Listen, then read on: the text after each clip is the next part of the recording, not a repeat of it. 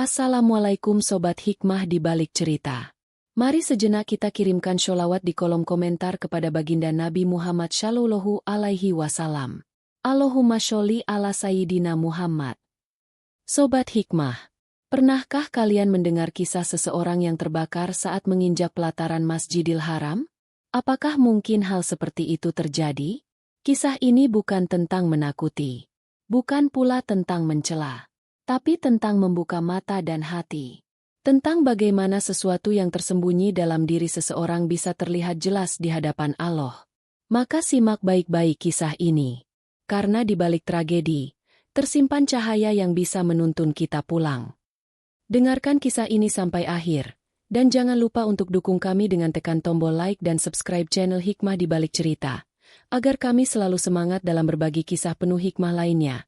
Bagi yang like dan subscribe ke channel ini, kami doakan semoga dimudahkan segala urusannya, dilapangkan rezekinya, disehatkan badannya, dan dikabulkan segala hajat dunia akhirat oleh Allah Subhanahu wa Ta'ala. Amin ya Robbal Alamin. Mari kita mulai ceritanya.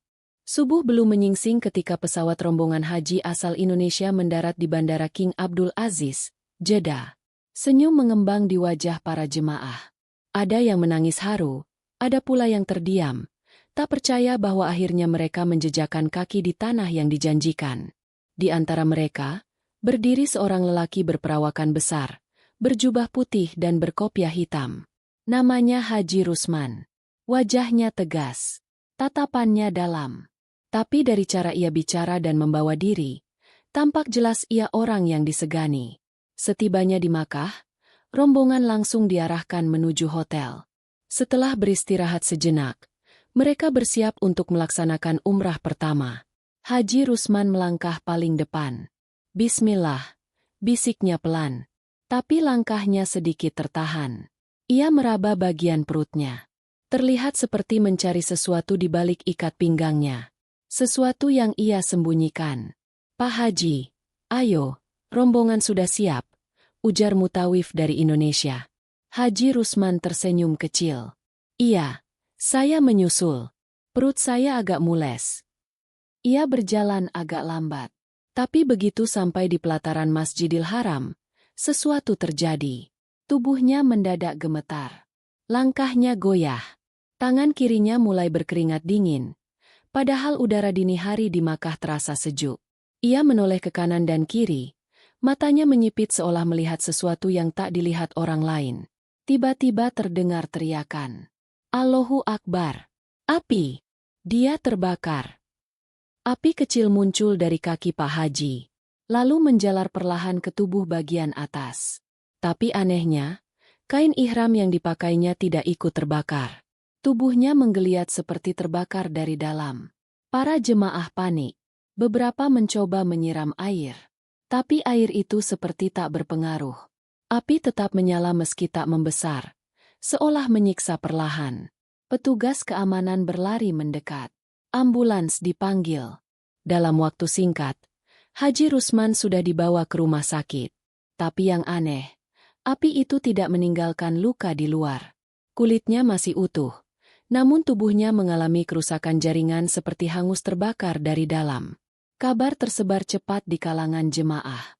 Ada yang menangis, ada yang terdiam tak percaya. Tapi semua sepakat, kejadian ini bukan kejadian biasa. Sementara itu, di rumah sakit, Haji Rusman sadar dari pingsannya. Ia menangis, tapi bukan karena sakit, melainkan karena takut. Sangat takut. Apa yang sedang terjadi padaku? Bisiknya lirih. Wajahnya pucat. Pandangannya kosong. Tapi dalam hatinya, ia tahu, ada sesuatu yang ia bawa. Sesuatu yang seharusnya ditinggalkan. Di balik layar rumah sakit di Makkah, tubuh Haji Rusman dipantau dengan alat-alat medis modern. Tapi para dokter tak menemukan sebab pasti atas luka-luka internal yang dideritanya.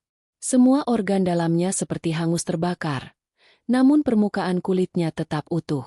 Mereka hanya bisa memberi obat penahan nyeri dan memantau kondisinya dengan heran dan khawatir. Sementara itu, di lobi rumah sakit, dua orang jamaah, Pak Syukur dan Pak Mahmud, terlihat berdiskusi serius dengan Mutawif yang mendampingi mereka.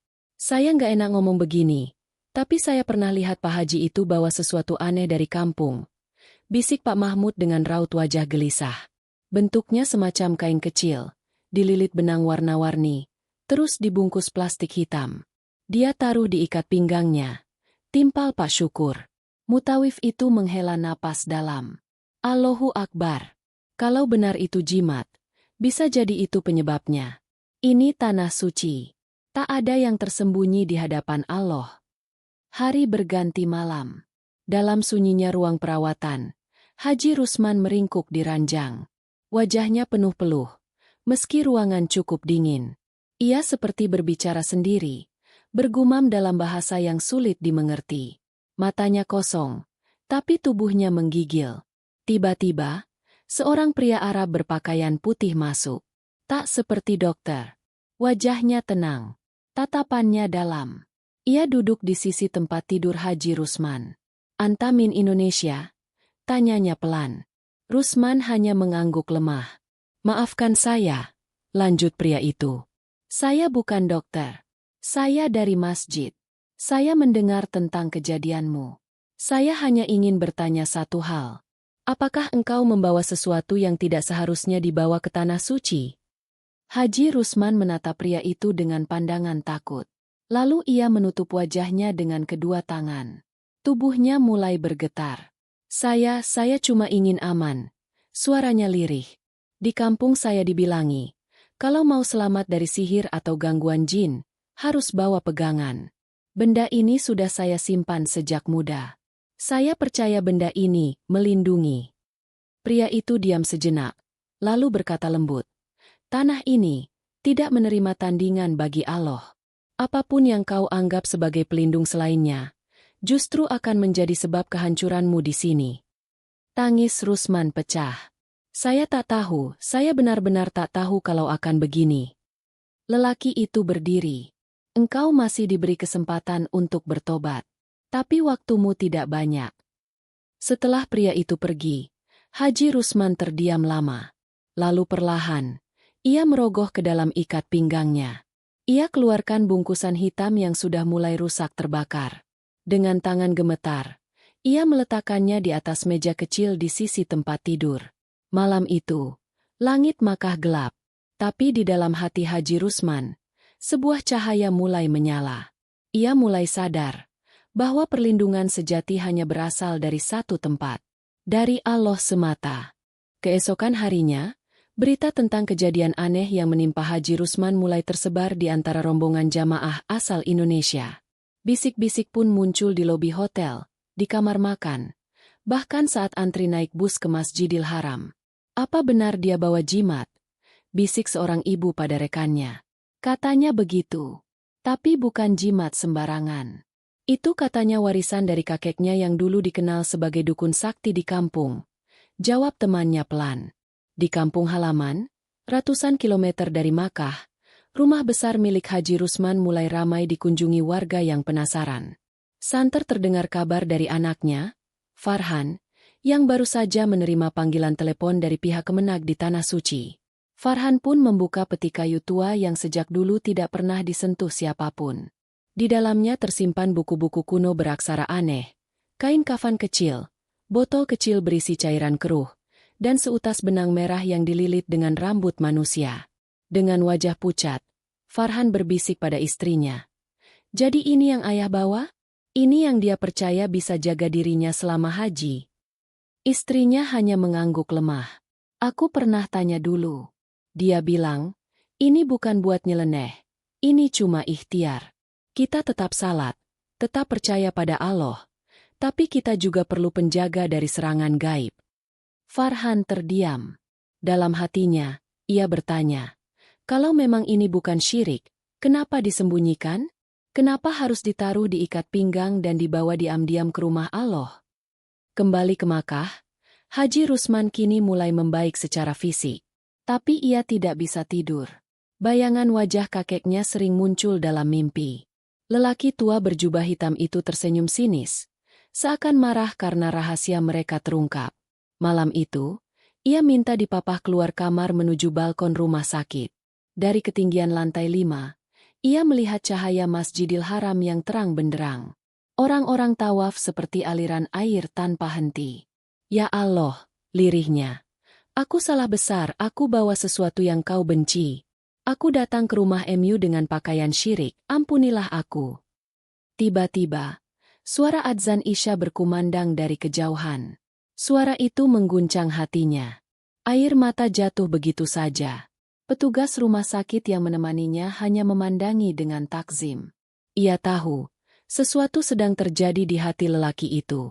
Pertobatan yang tulus mungkin baru saja dimulai. Dan di tanah suci, tidak ada pertobatan yang sia-sia. Hari Jumat pun tiba. Sejak pagi, langit Makkah tampak berbeda. Awan hitam menggantung, seakan menahan sesuatu. Padahal, bulan itu seharusnya musim cerah. Para jamaah tetap memadati pelataran Masjidil Haram, bersiap menunaikan salat Jumat. Di rumah sakit, Haji Rusman bersikeras minta dibawa ke masjid. Aku harus ke sana, ucapnya lirih.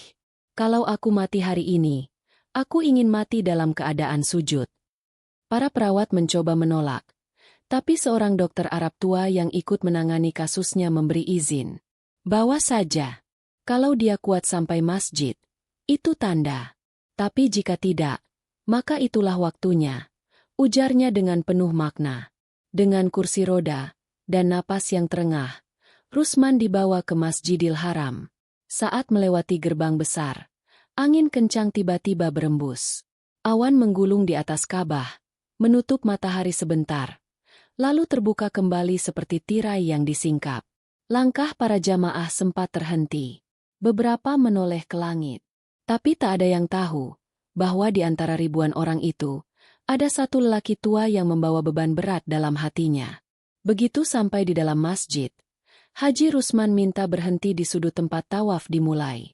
Ia melihat Ka'bah, lalu menunduk dalam. Dulu aku takut pada sihir, takut diganggu orang. Tapi aku lupa bahwa tak ada yang lebih kuasa selain Engkau. Ya Allah! Air matanya tak berhenti mengalir. Ia pun mengangkat kedua tangannya. Aku buang semua. Ya Allah! Aku tinggalkan semua keyakinan batil. Terimalah aku sebagai hamba MU yang hina. Di saat itu pula, azan mulai berkumandang. Dan untuk pertama kalinya sejak tiba di Makkah, Haji Rusman benar-benar merasa damai. Suara azan itu seperti menembus setiap lapisan jiwanya. Ia lalu minta diturunkan dari kursi roda. Dengan susah payah, ia berlutut. Aku ingin sujud, katanya pelan. Petugas yang mendampingi tak sanggup menahan air matanya. Dengan hati-hati, ia bantu Rusman turun hingga dahinya menyentuh marmer putih. Suara takbir menggema, dan seluruh jamaah mulai berdiri untuk salat Jumat. Namun, di tengah keheningan khusyuk itu, tubuh Rusman tidak bergerak lagi. Ia tetap dalam posisi sujud. Dan dalam sujud itulah, Allah memanggilnya pulang. Kabar wafatnya Haji Rusman dalam keadaan sujud di Masjidil Haram menyebar cepat ke seluruh penjuru.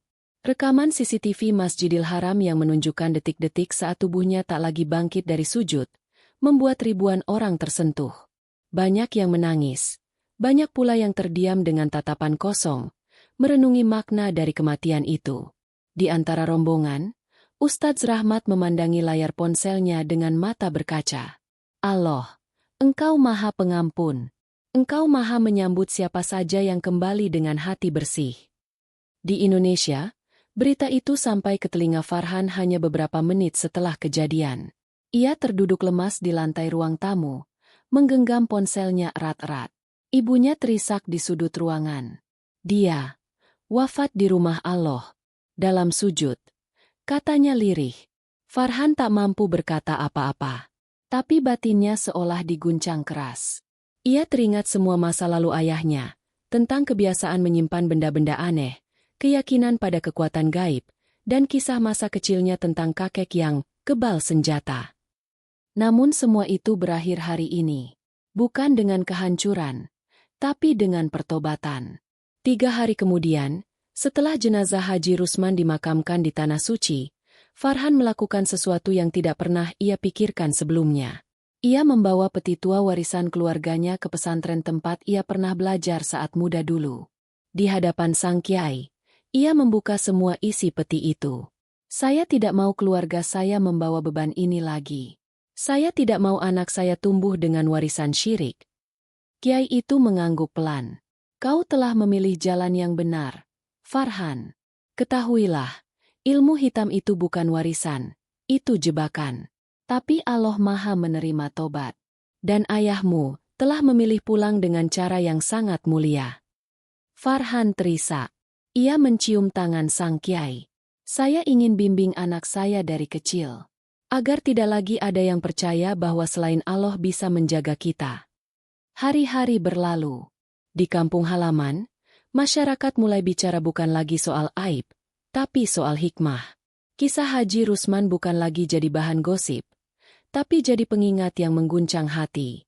Seorang tetua kampung bahkan berkata saat mengisi pengajian, "Jangan pernah merasa aman hanya karena kita berhaji. Jangan kira kita bisa menyembunyikan syirik dalam kain ihram. Rumah Allah adalah tempat paling terang. Tak ada yang bisa bersembunyi di dalamnya." 2 tahun telah berlalu sejak wafatnya Haji Rusman. Di kampung tempat ia tinggal, suasana berubah perlahan. Rumahnya kini tidak lagi terasa suram dan berat. Farhan merawatnya dengan sederhana. Tidak ada lagi benda-benda aneh di sudut kamar. Yang tersisa hanyalah sajadah tua milik ayahnya, yang masih disimpan di rak atas dengan rapi. Di atas dinding ruang tamu, tergantung satu foto besar. Potret Haji Rusman mengenakan pakaian ihram, tersenyum kecil dengan latar belakang Ka'bah. Di bawahnya, terukir kaligrafi. Barang siapa datang kepadaku dengan dosa sepenuh bumi, namun tidak menyekutukan aku, maka aku akan datang kepadanya dengan ampunan sepenuh bumi pula. Setiap malam Jumat, Farhan membuka majelis kecil. Bukan untuk menceritakan kisah tragis, tapi untuk mengingatkan betapa besar rahmat Allah kepada hambanya yang bertobat dengan tulus. Banyak anak muda yang hadir, termasuk anak-anak kecil yang dulu sering mendengar cerita gaib dari orang-orang tua mereka. Sekarang, cerita itu diganti dengan kisah nyata. Kisah seseorang yang pernah menyimpang, tapi memilih untuk kembali. Yang pernah tergoda kekuatan gelap, tapi akhirnya memilih cahaya. Kisah tentang seseorang yang memilih menyerahkan jiwanya dalam sujud, di tempat paling suci di muka bumi. Dalam satu sesi majelis, seorang pemuda bertanya, "Pak Farhan, apakah benar Pak Haji Rusman dulunya seorang yang punya ilmu hitam?" Farhan terdiam sejenak. Kemudian ia menjawab tenang, "Benar, tapi yang lebih benar dari itu adalah bagaimana ia mengakhiri hidupnya. Dan itulah yang Allah lihat." Anak-anak muda itu mengangguk. Malam itu, suasana terasa hening. Di luar, angin bertiup lembut membawa bau tanah basah. Langit cerah bertabur bintang. Dan di dalam rumah itu, generasi baru tumbuh dengan pemahaman yang berbeda. Warisan sejati bukanlah kesaktian, bukan benda bertuah, tapi ketundukan. Sujud, keikhlasan kembali pada Allah. Tak peduli seberapa jauh pernah menyimpang. Dan itulah yang ditinggalkan Haji Rusman. Bukan cerita seram, tapi pelajaran abadi. Cerita selesai. Sobat hikmah di balik cerita yang dimuliakan Allah. Dari cerita ini kita belajar bahwa sebesar apapun kesalahan dan sejauh apapun seseorang pernah menyimpang, pintu tobat Allah selalu terbuka lebar. Haji Rusman pernah melangkah dalam gelapnya ilmu hitam, mengira bahwa kekuatan gaib bisa membentengi hidupnya. Namun pada akhirnya, ia menyadari bahwa hanya Allah satu-satunya tempat bergantung, satu-satunya pelindung sejati. Ia memilih bertobat, melepaskan semuanya, dan wafat dalam keadaan sujud, tanda ketundukan dan kepasrahan paling hakiki di hadapan Sang Pencipta. Kisah ini menjadi pengingat bagi kita semua bahwa rumah Allah bukan hanya tempat ibadah, tapi tempat di mana semua kedustaan terbuka, dan kebenaran memancar dengan cahaya yang tidak bisa ditutupi oleh apapun. Jangan pernah membawa kesirikan dalam langkah menujunya. Bersihkan hati, luruskan niat, dan kembalilah padanya dengan sebenar-benar iman. Karena Allah tak melihat masa lalumu, tapi melihat bagaimana kau kembali kepadanya, sobat semuanya. Jika kalian menyukai cerita-cerita seperti ini, jangan lupa like dan subscribe channel Hikmah di Balik Cerita, agar kami bisa selalu menghadirkan cerita-cerita menarik lainnya. Terima kasih dan sampai jumpa di cerita lainnya. Wassalamualaikum warahmatullahi wabarakatuh.